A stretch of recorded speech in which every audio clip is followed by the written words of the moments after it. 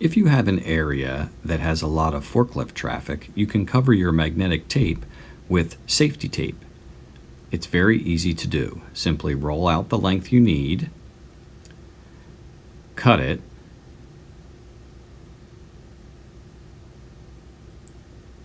remove the backing, and press it to the floor. Fred is not going to be impacted by the safety tape. The magnetic field passes right through it. You can use as little or as much safety tape as you need.